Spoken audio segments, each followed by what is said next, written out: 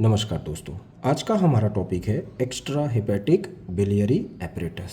Simple way में समझते हैं। Biliary means bile, hepatic means liver, extra means अलावा।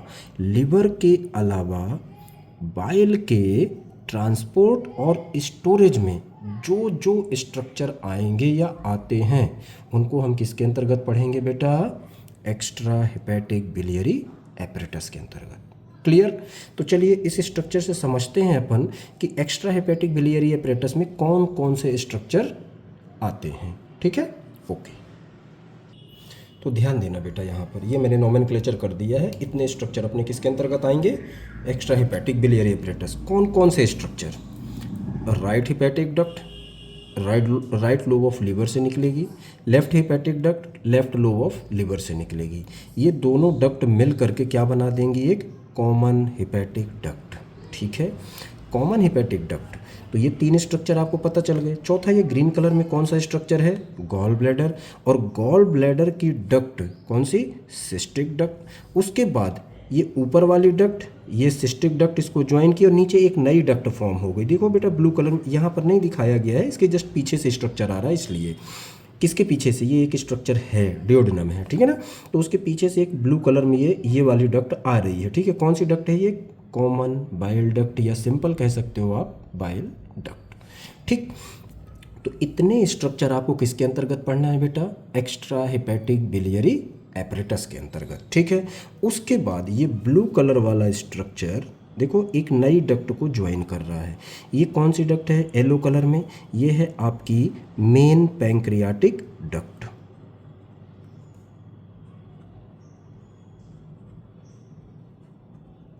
Main pancreatic duct. ठीक, इसको ज्वाइन किया किसने? कॉमन बाइल डक्ट ने। आगे चलकर एक नई डक्ट फॉर्म हो रही है ना। ये कौन सी डक्ट फॉर्म होगी बेटा? Hepato pancreatic ampulla. ठीक है, और यहाँ पर एक स्फिंक्टर होगा। जब स्फिंक्टर आएगा तो यहाँ पर बात करेंगे कहाँ पर ओपन होगी ये डक्ट, कहाँ ओपन हो रही है। तो ये स्ट्रक्चर अब आएगा, ये है स्ट्रक्चर क्या? डियोडेनम। तो ये जहाँ ओपन हो रहा है, ये दोनों डक्ट मिल करके ओपन हो रहे हैं, वो कौन सी जगह होगी? डियोडेनम की।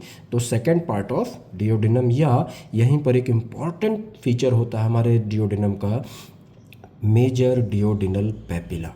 ओके बेटा, तो ये आपको ध्यान रखना है, कहाँ पर ओपन हो रही है? सेकेंड पार्ट ऑफ डियोडेनम में। ठीक है, चलिए अब इनकी वन बाय वन अपन बात करते हैं।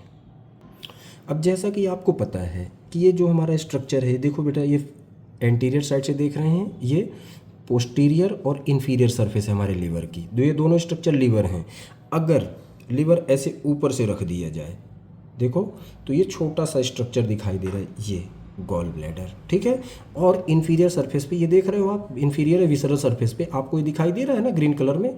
तो आप समझ सकते हैं, अभी इसको अपन डिटेल में जब समझेंगे तो सब समझ में आ जाएगा। ध्यान देना है यहाँ पर कि लीवर के अंदर से जब बाइल बन गया तो उसको कलेक्ट कौन करता है? तो सिंपल सी बात है, राइट हेपेटिक डक्ट या लेफ्ट हेपेटिक डक्ट, है ना। ये दोनों ही कलेक्ट करेंगे।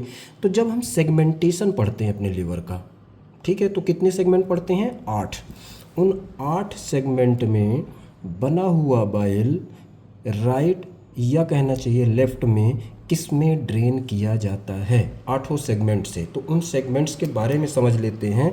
तो राइट हेपेटिक डक्ट जो आप देख रहे हो, ध्यान देना बेटा, यहाँ पर ये आपसे क्वेश्चन पूछा जा सकता है कि राइट हेपेटिक डक्ट में लीवर के किस किस सेगमेंट का बाइल ड्रेन किया जाता है?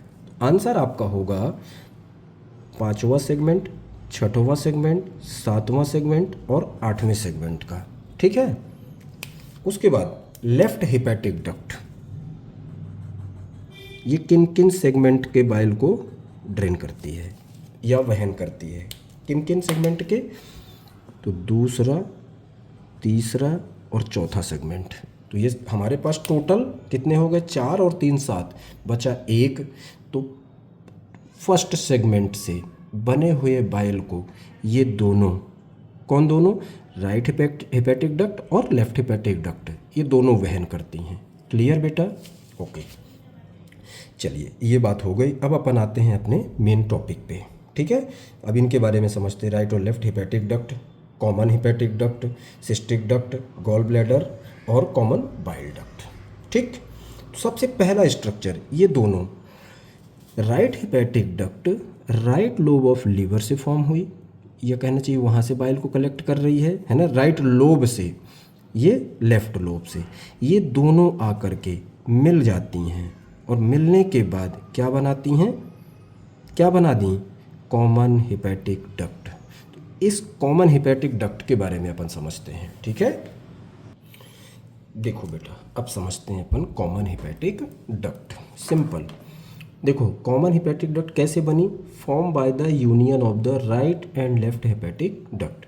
कॉमन हिपैटिक डक्ट बन गई, ये दोनों डक्ट मिल करके एक सिंगल डक्ट फॉर्म कर दी। ठीक है, near the right end of the porta hepatis. अब ये पोर्टा हिपैटिस कहाँ पर होता है, इस स्ट्रक्चर पर देखो, इस डायग्राम पर देखिए, ध्यान देना है बेटा। ठीक है ना, ये ऊपर की तरफ से एक पिंक कलर का ये गड्ढा आपको दिख रहा है ना, ये दो लिप्स दिखाई दे रहे हैं, ये क्या है, फिशर फॉर लिगामेंटम वेनोसम। नीचे की तरफ भी ये दो लिप्स दिखाई दे रहे हैं, क्या है, लिगामेंटम टीरिस लॉजेस होता है। ठीक है ना, आगे ध्यान दो बेटा कि ये स्ट्रक्चर ये गया, तो ये स्ट्रक्चर ही क्या है, पोर्टा हिपैटिस। अब आपसे यहीं पर क्वेश्चन पूछा जा सकता है ना, कंटेंट्स के बारे में इसके। तो यहाँ पर क्या क्या स्ट्रक्चर होंगे, एक तो branches of portal vein, proper hepatic artery, और वेरी इंपॉर्टेंट स्ट्रक्चर क्या हो बनेगा यहाँ पर, हिपैटिक डक्ट फॉर्म होगी। तो राइट साइड से right hepatic duct, left side से लेफ्ट हिपैटिक डक्ट, और दोनों आकर के मिल जाएंगे और क्या बनाएंगे बेटा, कॉमन हिपैटिक डक्ट। क्लियर, आगे ये कॉमन हिपैटिक डक्ट ध्यान देना बेटा, ज्वाइन करेगी किसको, राइट साइड की ओर आते हुए किसको ज्वाइन करेगी, एक एक्यूट एंगल पे किसको ज्वाइन करेगी, सिस्टिक डक्ट को। ध्यान देना बेटा, ये देखिए कॉमन हिपैटिक डक्ट ने सिस्टिक डक्ट को ज्वाइन किया है ना, ये दोनों डक्ट मिलकर अब आगे एक नई डक्ट फॉर्म हो रही है। तो क्या बनाएंगे ये, फॉर्म बाइल डक्ट।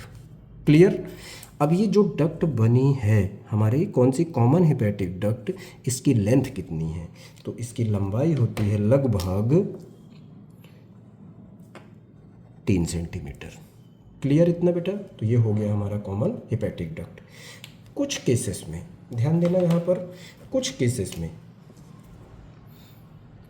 15% केसेस में क्या देखने को मिल सकता है, एक्सेसरी हिपैटिक डक्ट। ठीक है, ये कहाँ से इमर्ज होती हैं, मतलब बनती कहाँ से हैं, राइट लोब ऑफ लिवर से। कुछ केसेस में है बेटा, है ना, कॉमन हिपैटिक डक्ट हम पढ़ चुके हैं, लेकिन 15% केसेस में आपको क्या देखने को मिल सकती हैं, एक्सेसरी हिपैटिक डक्ट, है ना, इन डक्ट के अलावा। और कहाँ से बनेंगी ये, राइट लोब ऑफ लिवर से बनेंगी, और ये ओपन हो सकती हैं इन साइट में से किसी एक में। कौन कौन सी साइट हैं, जैसे कि कॉमन हिपैटिक डक्ट में ओपन हो सकती हैं, सिस्टिक डक्ट में ओपन हो सकती हैं, बाइल डक्ट या कॉमन बाइल डक्ट में ओपन हो सकती हैं, या डायरेक्टली गॉल ब्लैडर में ओपन हो सकती हैं। तो ये आपको समझ के चलना है। क्लियर ना बेटा इतना, ओके। चलिए स्टार्ट करते हैं अब अपन, क्या, गॉल ब्लैडर।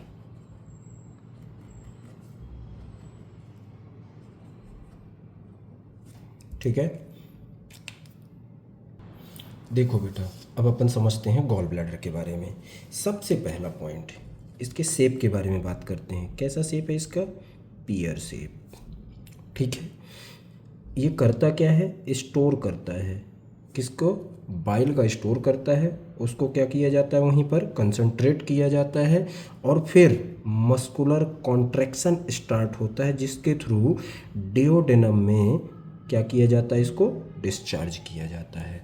क्लियर, लिखा हुआ है आप समझ सकते हो, it stores and concentrate the bile and discharge it into duodenum bye it's muscular contraction. Clear, इसके लोकेशन की बात करते हैं, ये है ना, तो इस लोकेशन को किस नाम से जानते हैं अपन, जहाँ पर गॉल ब्लैडर रहता है, फोसा फॉर गॉल ब्लैडर।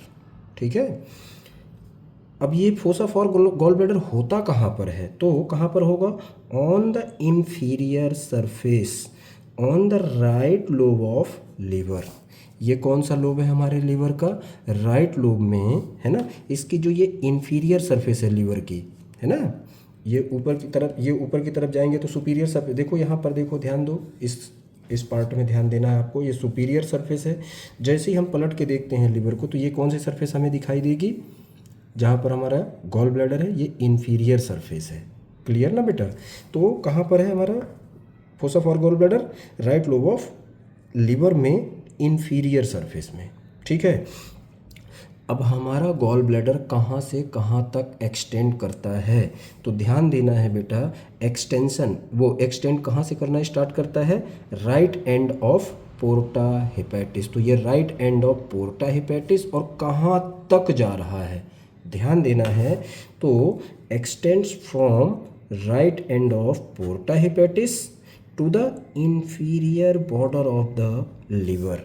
तो ये जो नीचे की तरफ ये बॉर्डर दिखाई दे रही है ना, ये इसमें बॉर्डर पड़ते हैं ना अपन लीवर में, तो ये कौन सी बॉर्डर है, इंफीरियर बॉर्डर ऑफ लीवर तक एक्सटेंड करता है, पोर्टा हेपेटिस से या पोर्टा हेपेटिस के राइट एंड से लेकर के इंफीरियर बॉर्डर ऑफ लीवर तक एक्सटेंड करता है। कौन सा ऑर्गन हमारा, गॉल ब्लैडर। क्लियर बेटा, ओके। नेक्स्ट में अपन इसके डायमेंशन की बात कर लेते हैं। इसकी लेंथ कितनी बताई गई है, 7 से 10 सेंटीमीटर, विड्थ 3 सेंटीमीटर, जहाँ पर सबसे ज़्यादा इसका वाइडेस्ट पार्ट होता है वहाँ पर 3 सेंटीमीटर बताई गई है। ठीक है। और इसकी कैपेसिटी, किसकी कैपेसिटी, गॉल ब्लैडर की कैपेसिटी कितनी, 30 to 50 ml अप्रॉक्स। ठीक है, इतना बताया गया है। ये हो गया हमारे गॉल ब्लैडर का क्या क्या, एक तो इंट्रोडक्शन, लोकेशन एंड डायमेंशन।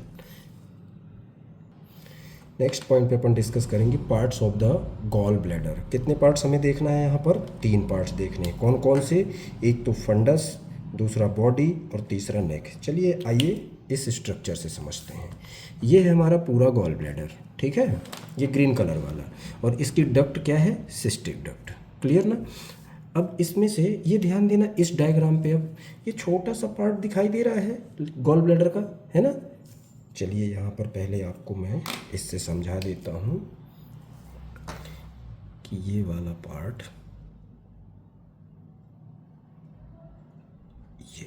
ये क्या है, fundus of the gall bladder. ठीक है। उसके बाद ध्यान देना बेटा, ये तो ये बीच में बड़ा वाला पार्ट क्या है, ये है body of the gall bladder. ठीक है।